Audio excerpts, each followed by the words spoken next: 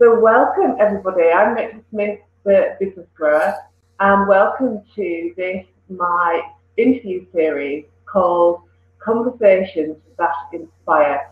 And the reason why I created this series is the recognition that actually running a business can feel really lonely, and you can feel as if you're the only one who's got these issues occurring in your business, and you just feel like you're slogging away the whole time. And I'm so grateful to be connected with so many amazing and inspiring business owners. And I thought, let's just use the technology that we have here and create an interview series of just the most amazing, brilliant people. And I'm absolutely loving Blab and conducting these interviews. And it is a way to inspire people with our stories, but also it's an opportunity for my guests to come in and share their business knowledge and skills as well. So it's not that we're just having a lovely chat. There'll be some really brilliant kind of actionables that you can take forward in your business, which I think is really important, because we're going to spend some time together. We actually want to know that we can make a difference in our businesses. So welcome. So for those of you who don't know me, I'm Rachel Smith, business grower, and I work with women to grow their amazing business. I look at three key elements, which is looking at your money and how you can have the most fabulous relationship with money, so you feel confident to call it in whenever you need it in your business. The second aspect is something very close to Antonina's heart, which is mindset. Because let's face it, if we have a mindset that truly believes that we can succeed in whatever we want to, we will. However, as I said in the intro, when you're running your own business, it can feel like a slog sometimes. So Antonina is actually going to share some amazing steps that you can do to shift that when that happens. And the third aspect that I help business owners with is with their marketing. So I look at helping you to identify who your ideal client is, who it is that kind of totally lights you up when you work with, and that's an absolute breeze to work with. We also look at how you can get in front of these really easily in a way that actually appeals to you. So if you're watching Antonina and I and thinking, oh no, it means I've got to do live interviews and videos, and that totally freaks me out, that's totally fine. There's lots of marketing that you can do that suits who you are and what your clients want to see and receive as well. So they're the three areas that I support women in, massive areas. Love it. Just you can't get any better, can you, when you're working with people and you just make such a positive impact on their business and in their lives. It's great. Such a gift, isn't it? And anybody who's interested in finding out more about me, business grower, and how I work and support business women, you can head over to my website, which is www.businessgrower.com. But we're here today, and I'm absolutely delighted to receive Antonina Andreeva.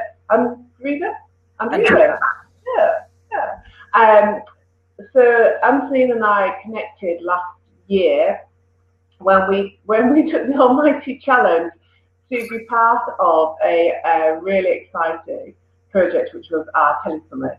And what better way to get to know somebody to actually work on such a big project over 5 months. And we overcame so much, didn't we? It was such a big challenge that Ruby got us involved in, but it was amazing. So Antonina is the coach in Coachinista, yes. Coachinista. And she's a high vibrational coach and mentor for spirit entrepreneurs. I love that word, spirit entrepreneurs. It really sets up what you do quite nicely. So Antonina helps people who are on their spiritual path to create an optimal kind of life that's totally filled with joy, passion, service, and purpose. I mean, if you don't have those in your life, it feels like that slog that I was talking about. And it's, her kind of mission in life is to help people to thrive in life and business. So Antonina, hi. Hello, Rachel. Thank you so much for having me. I see you're loving Blab as much as I am, and it's so much fun to do those interviews.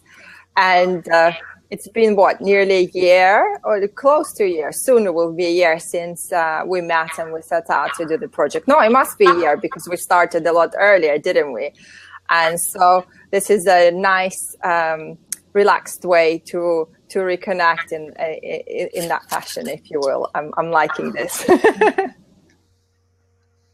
So, Antonina, what I would love for you to kind of share in the first instance is, what is your why? It's an area that we probably all explore with our clients, is really looking at the core of the reason why you run your own business, why you work with your clients. So, why do you do what you do? Yes, of course, sure. So, again, thank you for having me. As Rachel has mentioned, my name is Antonina and my business is called The Coachinista. I work with healers, light workers, creative, soul-centered and heart-centered service providers and entrepreneurs, taking them from a place of overwhelm and towards confident empire building. I see it as my role as helping them create a life that not only looks good on the outside, but really feels good on the inside too. And my why would, can you hear this back noise? So my why would come from years of thinking that I was different and struggling to fit in, probably thinking that there was something seriously wrong with me at the time. I felt that I was too sensitive. And I felt that if I could only grapple with the sensitivity or get rid of it somehow, then perhaps I could be happy and feel less and not feel everything so deeply. So for years, I was consumed with this idea of not, fighting my sensitivity, fighting off my sensitivity and not feeling everything that I was feeling by punishing myself, by punishing my body, by punishing and rejecting everything that I was about. I can definitely tell it wasn't a super happy time. I wasn't taking care of myself because I was basically rejecting my essence. I was rejecting who I am. And that would manifest in my life as one awful situation after another, one kind of wrong jobs, wrong relationships, awful boyfriends and friends who weren't really friends, who didn't know who I was because I wasn't showing it to them. My escape route pretty much became the weekend where I could lose myself in nightlife and not have to deal with everything that was not going right in my life. Of course, as you can imagine, this wasn't this was unsustainable, and really took a huge. I took a huge hit on my health, on my well-being, and pretty much everything around me. And at the same time, though, I felt that very deep down there was this need, there was this yearning to explore my spiritual side. But at that time, I just didn't have the support, the knowledge, the tools, or the guidance to do that. So fast forward to the birth of my child, which is now nearly 6 years ago. Having stayed home with her, I realized that I indeed was wired differently. And I started exploring this. Found that I identify with HSP, which is a highly sensitive person, and later on as an empath. And this really led me to understand why I would pick up what others are thinking and feeling without them telling me what it is, and unconsciously identify with that. So, I would be around somebody and pick up their mood and start really identify with their feelings and go home very confused because I was okay. I was okay before. So what's happening? Anyhow, so I set out to explore this a little bit further. And parallel to that, I was already been going deeper into the concepts of spirituality, self-development, and coaching and entrepreneurship, because I knew that I wanted to be there for my daughter. So I was exploring how to set up a business. Really, after some soul searching and research and trying things out, the marriage of all these components was what helped me put together and my desire to seek others like me is what propelled me to create the Coachinista. And really that's like my long-winded answer as to my why. So I wanted to help others on this journey like me. I didn't want them to have to do this for so long, and just really my desire to seek out others, because I was like, well, if I'm like that, there must be others in the world who feel the same way too, and you know, who are wired the same way. So I want to find where they are, and I want to tell them that it's okay to be the way that you are. So yeah, that's kind of how Coachinista came about, and we are a growing tribe. We're growing every day, and I very much love and adore what I do, and I help others be empowered by their sensitivities nowadays. I don't feel like we should be crippled or bowled over by it. It's a superpower, and one that we should use to our advantage, if you will. I love that, and I know that it's been a long explanation, but it's really the journey. It's the journey that we're all business owners, and how important it is for us to use our kind of natural skills to support other people. And it's interesting, isn't it? It's that it's often at a point of crossroads, you know, like a bereavement or a birth of a child, that you actually kind of like get with it, but you kind of have the courage, the insight to look really deep inside you and say, well, you know, who am I? Because you want to be the best version to your child. And it's like, you can't do that if you're rejecting who you are naturally. Absolutely. So, yeah, I love what you shared there. I do think that I was sure you would agree with me, Rachel, that my daughter is my biggest teacher and my guru. You know, she's the one that flags up when I'm not in alignment, when I'm not truthful to myself, or when I'm being a hypocrite, like, you know, don't be on the tablet, and then I sit there on my phone. She'll flag it up straight away, and I love that. Children are our best mirrors and our best teachers. Yeah, I think they've got so much. Maybe we should get the kids in to do some lab interviews. Maybe that'd be fun. Like, what is mummy really like? They'll be like, you're behind the scenes. So, I mean, you've talked about, you know, that was kind of your struggle. Yeah. To accept who you are, and now you have this amazing crowd of people who are like you, who are ready to kind of shine your light on the world, on the world, and allow other people to do what they have to offer as well, which is such essential work. So in terms of your journey as an entrepreneur, you know, you're like me, that you're still fairly new in the kind of supporting other business owners. Yes. I've been going, this is just the start of my third year.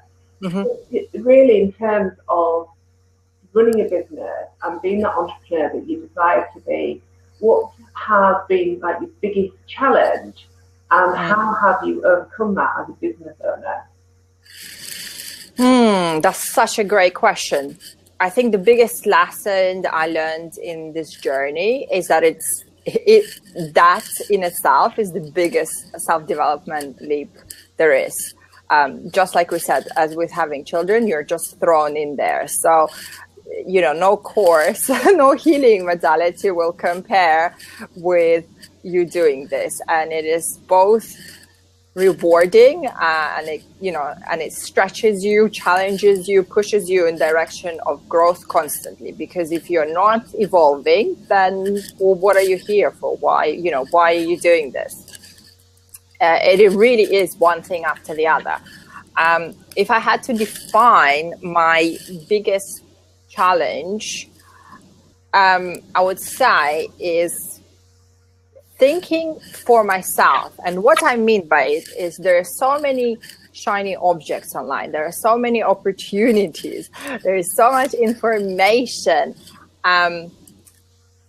Most of it is useless to someone like me, because what happens is I have to get into the emotional state that information has been written, or I have to apply it to myself and then sit with it and see if it's I have to filter it through my internal guidance system, and sometimes that takes ages because I'll be like, well, is this me? Is that? So I really had to learn how to be discerning with that energy and kind of establish a process where I'd be like, yeah, that feels like a whole body yes, and this is kind of the giveaway, or that's a maybe, and if it's a maybe, then I might ask myself some questions, but it's most probably a no. Like usually, really, otherwise that's what stalled me for a long time. So taking on the information, applying it, and then thinking, well, why am I not thinking rationally? Why am I not asking, is this the right thing for me, just because it's out there? And I think that's a kind of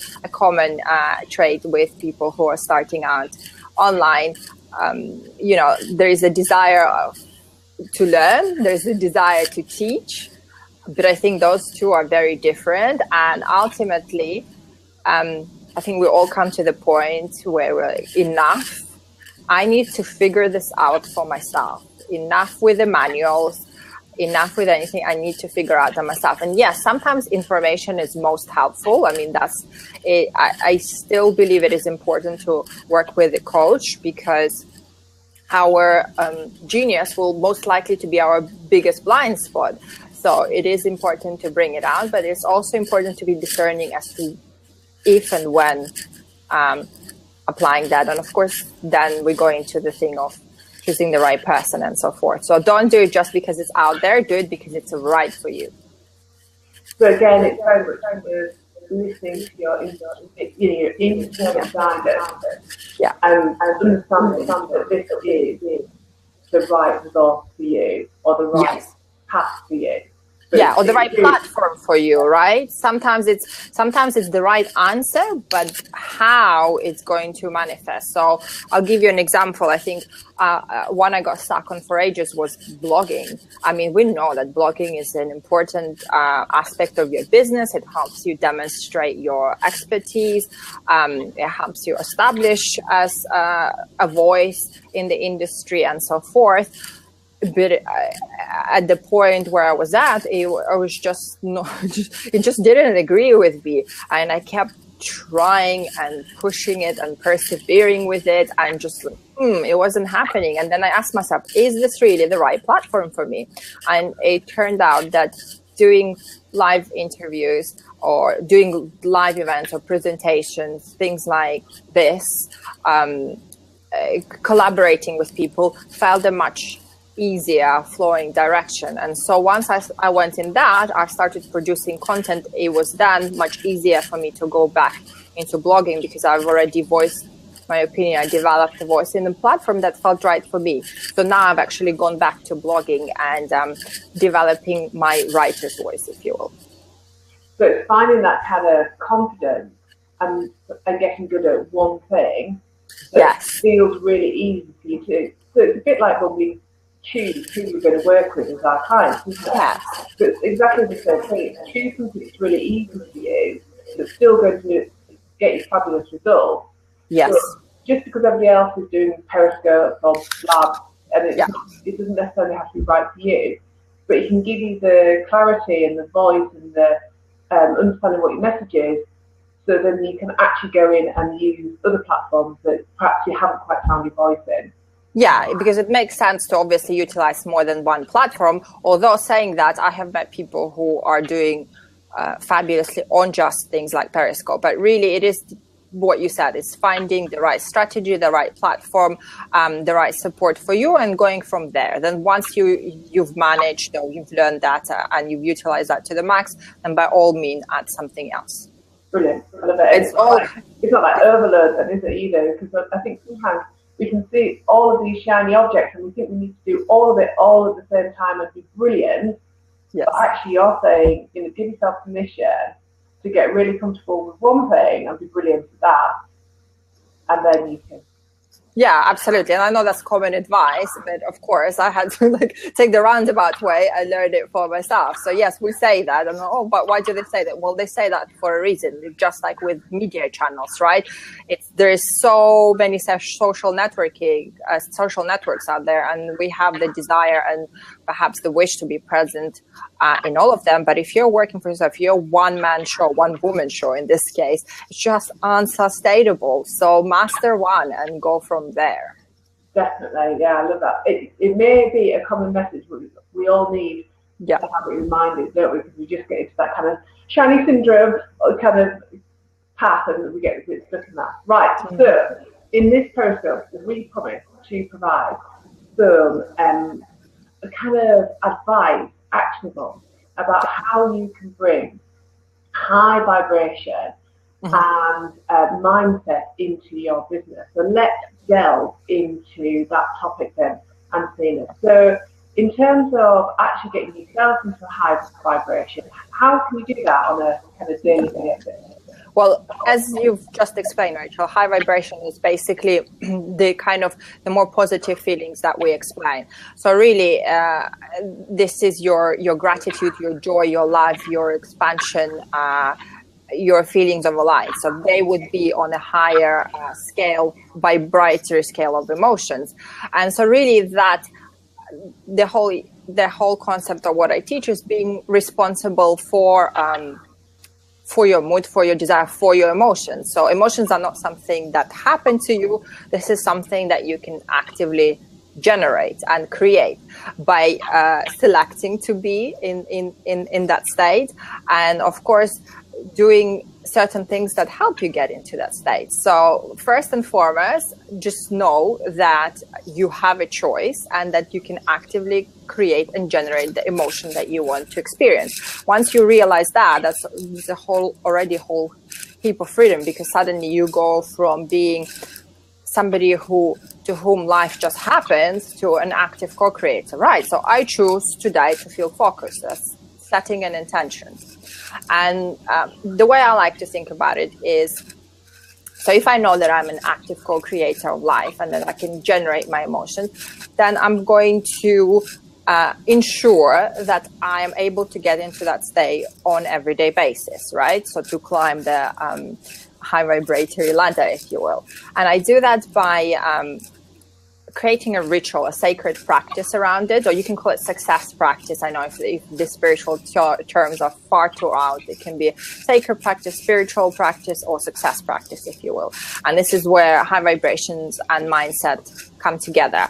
And basically what that looks like is waking up a little earlier to give yourself time and space to do this work. So being kind of proactive about it, maybe waking up 30 minutes before, enjoying the silence before the kids wake up, before, that whole school chaos descends upon the house, and creating the time and space to do this work. So how do you get into high vibration? I mean, again, I'm a big advocate of morning and evening ritual, but especially morning ritual, because that way you do the work before everything else happens. So by the time you approach your business, you are already in a positive mindset, in a high vibration, and that means you attract people, situations, like attract likes, in other words. So you will be attracting things that match your vibration. Now, why wouldn't we do this if we know that? And really what goes into the morning practice is doing things that you enjoy doing. So mine kind of tends to change every three months or so, but it will probably consist of some kind of journaling, some kind of mindset work, whether it's affirmation, or currently I'm reading a very interesting book, so I make sure that I read it in the morning. That kind of gives me the right attitude. It sets me on the right path. It teaches me things that then I can apply throughout the day. I then, if I'm not meditating, I might listen to meditative music, which kind of, again, puts me in a very peaceful state. I might do some tapping other days. I know that that's something you enjoy doing. So again, so before morning is, before our filters set in, before our limitations set in. So the mind is pretty clear. So what I do is I take it one step further and instill peace in it by reading, by journaling, by either meditating or listening to meditating music, maybe doing either prayer, mantra, meditation. What else did I say? Oh, tapping. So I kind of pick and mix, but I have this toolbox that I choose, and I tend to go for the same thing until about 3 months, and then I feel like I want to change it up. Then the other component is, of course, looking after you. So if you're looking after yourself emotionally, it makes sense to look after your body. So how do you choose to nourish it in the morning? Do you go for, so it's taking notice and actively giving it something that energizes you, something that promotes your well-being, rather than something that makes you sluggish and heavy and gives you clouded thinking. So I would probably say, well, right now my personal juice maker is broken, or my smoothie maker is broken, but usually it'd be like something like green juice, or just a breakfast that's really nourishing and feels really good for my body. So things like that. And then definitely then on the physical level, what makes me feel good? So right now, while I'm waiting for my neighborhood gym to reopen, it could be as simple as walking with my daughter to school rather than, driving her, and dancing in the kitchen. Even if I do that, that's like my optimal minimum. I do know that it's going to put me in a higher vibration than when I don't do it. So then I make sure that we do it. And I've noticed it really works for my daughter as well, who used to be Miss Grumpy in the morning. So we've added the dancing in the kitchen element while she's getting dressed. And that has brought about such change. So I was doing it myself, but now I'm including her into the equation. And we both walk out of the door smiling.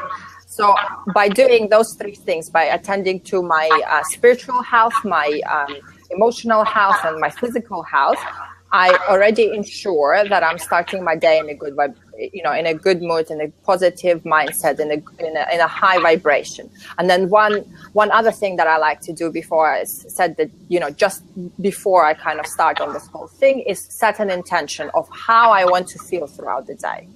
So if it's a lot of things to do, it might be, maybe I have to push through something, so we'll be determined, and I anchor that feeling. I want to feel determined today. There are things that I want to get done, or focused, or I want to feel like I've achieved something, or if I'm working with clients, I want to be of service. So I kind of set that intention once I've done my work, and that allows me to keep focus on how I want to feel throughout the day. I love that. I love how you just start the day with that high vibration. Mm-hmm. I mean, the ability to do that is immense, because once you're at that vibrational state, yeah, as you said, you attract like-minded people to you. Yeah, that's what we want to do. We want to attract people who are on the same vibrational path as us. But there are times and there are situations that are completely out of our hands that shift that sometimes. So what can you do if you set the intentions, and you're going through your morning ritual, and you're doing things that really put you in a fabulous space? What can you do when something or somebody comes along and actually changes that for you? Changes that for you. Well, okay. So first thing, this whole idea of high vibration is that you will be, you are not going to get as affected with things like that, right? Or you will know that, right, this happened to me and I'm able to climb out of it. You're not going to get floored for as long. That's nasty. So knowing that is important, right? Second of all, let's see. So second of all, what happens is knowing, so let's say what's happening now, right? So we're getting trolled and somebody is obviously wanting to trigger us and take this whole thing out of equation. So it's knowing how to shrug it off, right? So if somebody is actively targeting you or targeting your mood, targeting your well-being, it's important to understand that the idea behind it is to kind of attack you with their mood and their thoughts. And we have to face that it does happen in everyday life. Sometimes us being in a positive mindset will trigger other people, and that's okay. So what you can do to kind of shift that and not to be affected by that as much is knowing that, again, you can climb out of it, you can take yourself out of it. It's knowing that sometimes the best thing is to walk away or do something different for a bit, something that is something that you enjoy, again, to bring that sense of joy and to bring that sense of peace, brings that sense of serenity into your life. You could go outside and ground your feelings. So sometimes when we are too of a high vibration, that kind of takes us a little bit out of the body and too much into up there. So really the easiest thing is to go outside for a walk, and an intentional walk. I'm going to say intentional, practice mindfulness, be really present, look around you. What do you see? What are you feeling? What are you hearing? What are you experiencing? And not only is nature very cleansing, it will just help you to bring into your body, into your present. If you're not able to do that through, can we ban this person? How do you do that? Let me see. So if you're not able to do that, let me see if I can find them. If you're wondering why we've had this little break, is that interestingly, we are talking about what you can do when somebody tries to break into a high vibration, and that's been tested right now by somebody who really hasn't got very much else to do in their life. Yeah, so I'm gonna. So we're just trying. Right, we just did that. Yay, let's go. What you do is you press on the circle, right, and then you do. There is a red circle with a triangle in the middle, and that helps to ban them and take them from the stream. So yes, that was I thought I was going to get them into sleep. I know, right? How interesting. So we're talking about sometimes somebody trying to actively kill your vibe, and boom, there is somebody trying to actively kill your vibes. Now, I know that there is a lot of information online lately about kind of protecting yourself and putting yourself into a protective bubble. And I do know of this technique. I do practice it, but I want to say to you that eventually you will not need to protect yourself. You will kind of be able to brush it off. But perhaps in the beginning, when you know that you're going into a highly emotional situation, it could be an idea to put yourself into a protective bubble and everything. But what I tend to do now is allow it pass through me and then go ground. Like I said, go into the nature, go move my body. It could be a bath with some Epsom salt. So kind of ground and allow that emotion to move through you without me taking it on. Does that answer the question? It does, because I think we're in danger sometimes of taking other people's stuff on, and it's not our stuff, is it? Right, and just sidetrack your good intentions and your plans and stuff. Absolutely. I mean, I think we as coaches in general, so what I find when I talk about sensitivity, I think we find that as people who deal with people, it is very important to look after our kind of emotional health and be very aware of those things, because otherwise we will be over-identifying with the emotions of the client. So knowing that, okay, if I had a day filled with client calls and they experience certain shifts, then it is my responsibility to create that high vibration so that they match my vibration when we're on the call, but also to kind of count myself down afterwards to know that I don't bring this into the conversation. And of course, I've done that mistake before, into my family.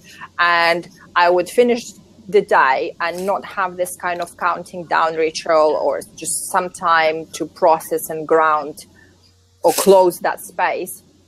And I'd find myself either overly aggressive with my family, I'd still be like in a certain role. Or oh, don't touch me, overly emotional myself, because like I've been working as a conduit for somebody. So now I make sure that there needs to be, or I actively ask for that space. So can you please give me a moment, or mommy has to go outside, or guys, I need a shower, or don't talk to me for half an hour and then I'll be normal. Yeah, I think that's really, really important. So what are some of the other tools that we could use, Antonina, then, to help us keep in that vibrational space? Frequency. So, like I said, most of the things are very easy. So there isn't a big secret. It's eating well, going to bed early, looking after yourself, loving yourself enough to, so active self-care again. And I always say the word active because it's our responsibility. If we're not looking after ourselves, let's face it, nobody else will.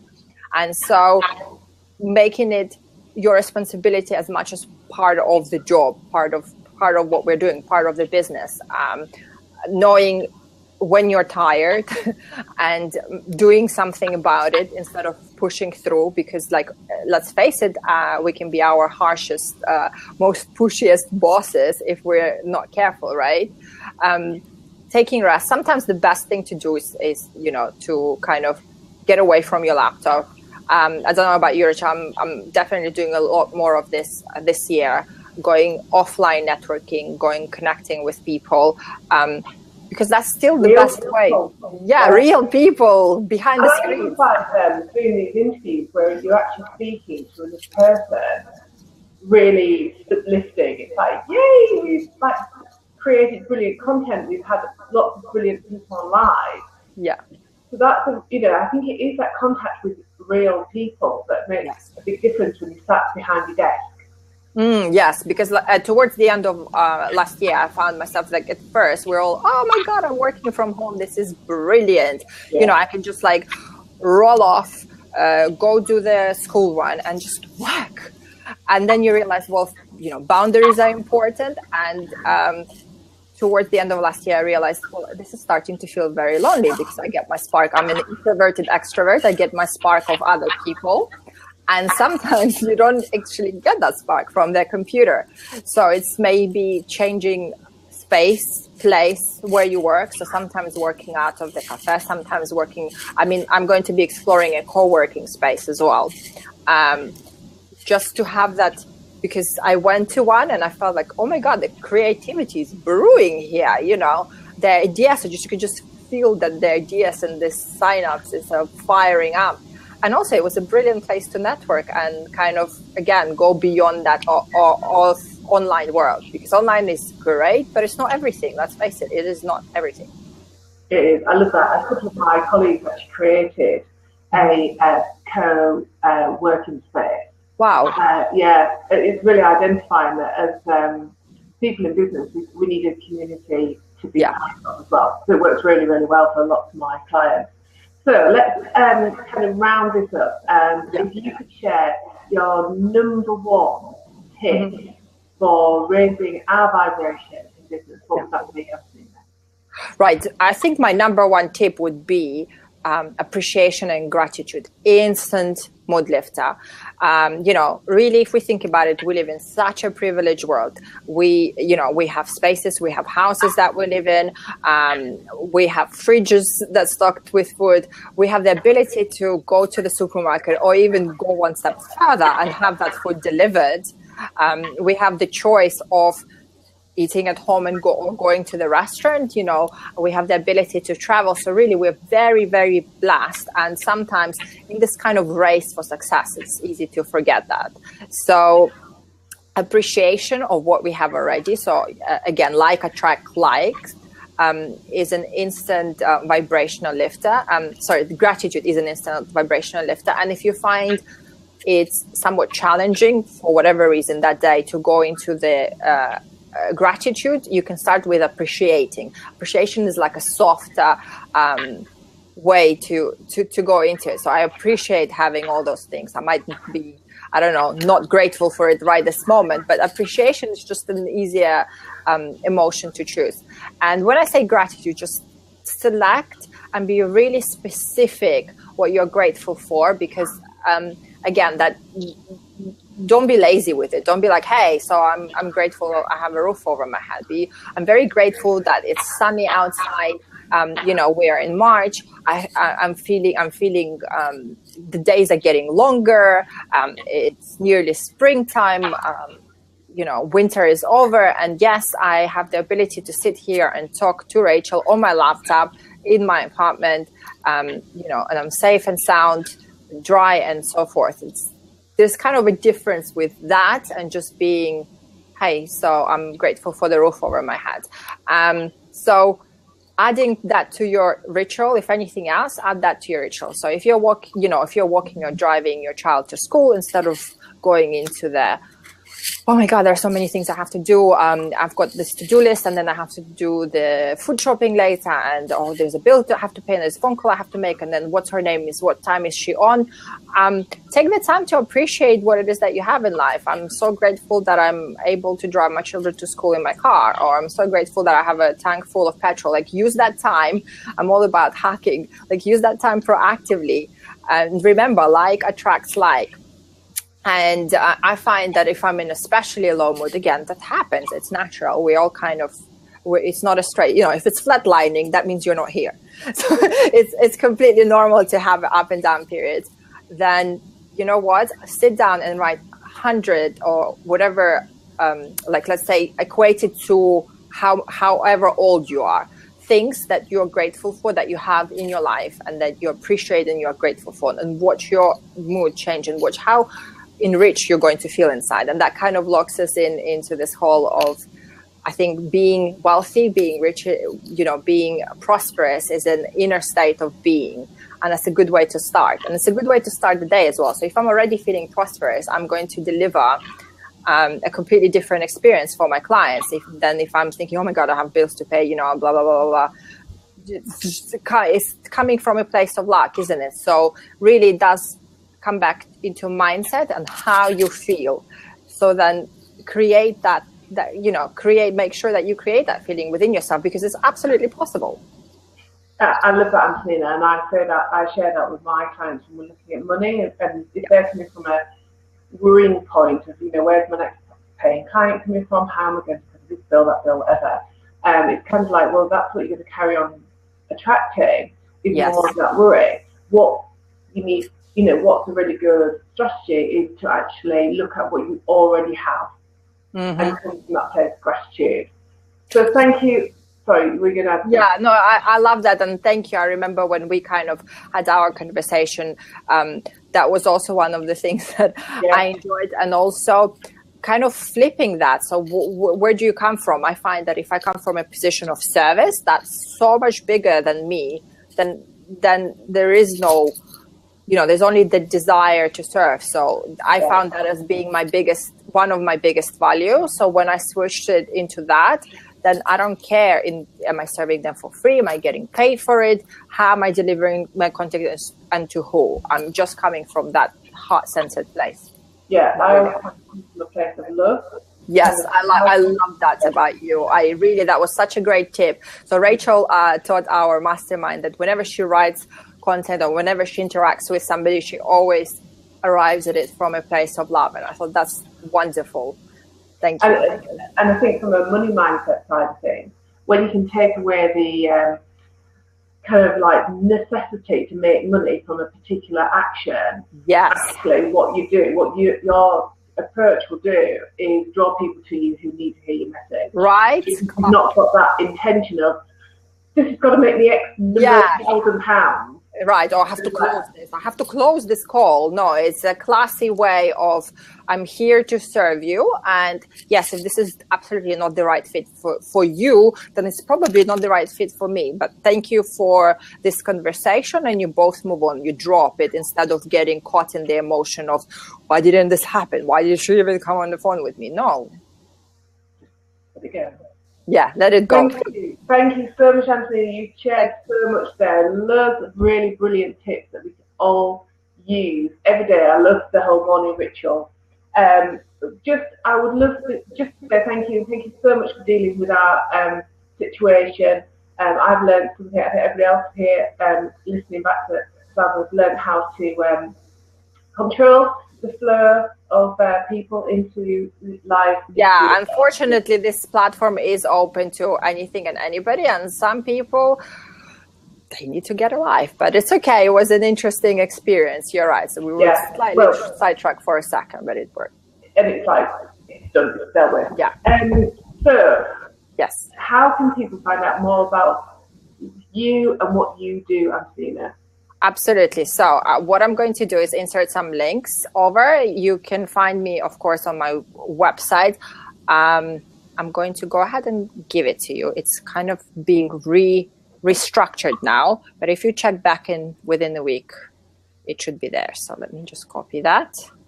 It's www.thecoachinista.com. See if that works. No, it's not working. Okay. Yeah, I'll put it in manually.